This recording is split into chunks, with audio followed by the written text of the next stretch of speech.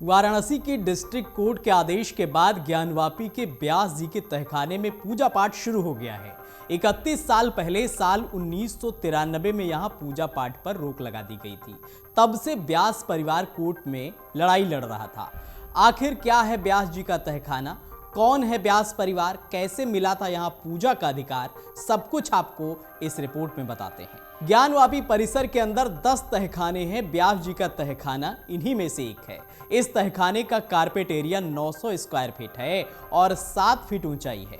व्यास जी का तहखाना ज्ञानवापी मस्जिद के बैरिकेड वाले दक्षिणी हिस्से में स्थित है। यह तहखाना काशी विश्वनाथ परिसर के गर्भगृह के पास नंदी की मूर्ति के ठीक सामने है।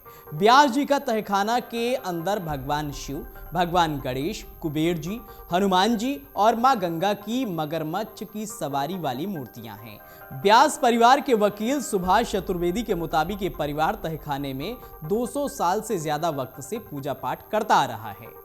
व्यास परिवार का इतिहास पंडित केदारनाथ व्यास से शुरू होता है, जो दुर्लभ पांडुलिपियों और कई ग्रंथ के रचयिता हैं। परिवार का दावा है कि उनके वंशज 1551 से ज्ञानवापी में पूजा करते रहे हैं। साथ ही साल 1880 से ज्ञानवापी मस्जिद प्रशासन के खिलाफ लड़ाई भी लड़ रहे हैं। व्यास परिवार को ज्ञानवापी परिसर का तहखाना अंग्रेजों से मिला। साल 1819 में बनारस में हिंदू मुस्लिम दंगा हुआ और इस दंगे को शांत करने के लिए अंग्रेजी हुकूमत ने तहखाने वाला हिस्सा हिंदू पक्ष को दे दिया और ऊपर वाला हिस्सा मुसलमानों को मिल गया। उस वक्त व्यास परिवार ज्ञानवापी के ठीक बगल में रहा करता था और सोमनाथ व्यास यहाँ पूजा पाठ करते थे।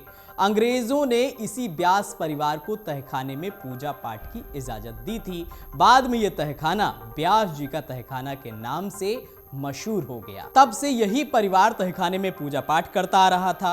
हालांकि बाबरी मस्जिद के विध्वंस के बाद उत्तर प्रदेश की तत्कालीन मुलायम सिंह की सरकार ने ज्ञानवापी के तहखाना के अंदर भी प्रवेश और पूजा पाठ पर रोक लगा दी थी। इसके बाद से ही व्यास परिवार अदालत में लड़ाई लड़ रहा था। व्यास परिवार की तरफ से आचार्य वेद व्यास पीठ मंदिर के मुख्य पुजारी शैलेंद्र पाठक व्यास ने याचिका दायर कर रखी थी।